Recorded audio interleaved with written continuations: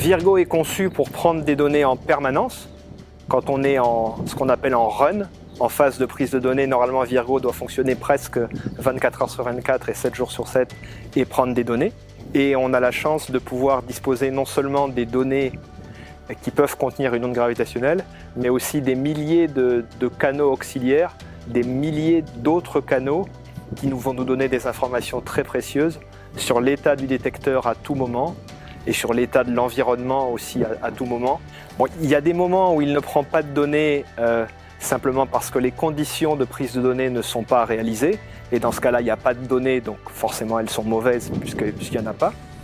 Mais il peut y avoir aussi d'autres moments où le détecteur fonctionne, c'est-à-dire qu'il est capable de prendre des données et il en produit à la même cadence que quand tout va bien, mais il peut y avoir quelque part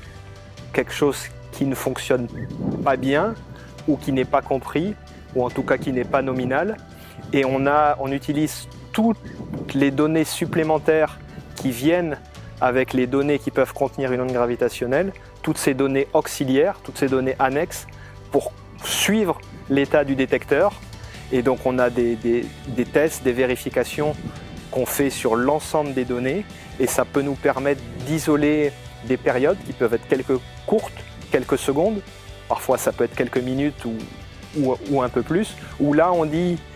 il y a quelque chose qui n'est pas normal, ou il y a quelque chose qu'on ne comprend pas, et en tout cas c'est mieux de ne pas utiliser ces données, parce que si on les mélangeait à des bonnes données, ça pourrait peut-être avoir un effet bizarre et nous faire voir des signaux qui n'existent pas en réalité. Et on a détecté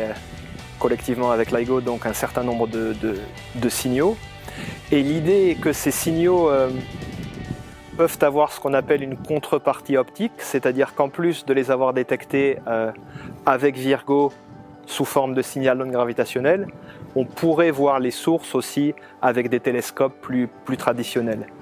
Donc quand on pense qu'on a une détection, ce qu'on appelle une alerte, quelque chose qui arrive en temps réel parce qu'on a en fait des logiciels, des programmes qui analysent les données en temps réel et qui sont capables de dire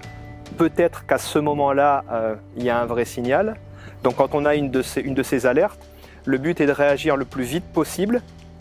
et de vérifier que l'alerte fait sens, que c'est probablement un vrai signal, et dans ce cas-là, passer l'information au télescope optique ou à d'autres détecteurs en leur disant, si possible, dans quelle direction du ciel regarder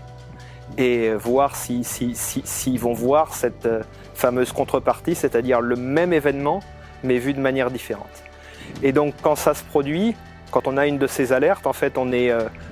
automatiquement informé, soit par des emails, mais aussi par des messages et des coups de téléphone sur nos téléphones portables.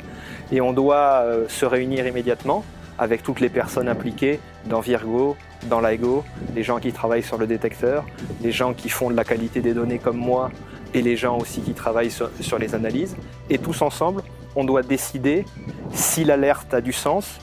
si c'est probablement un vrai signal, et dans ce cas-là, on l'envoie aux astronomes, ou si c'est une fausse alerte,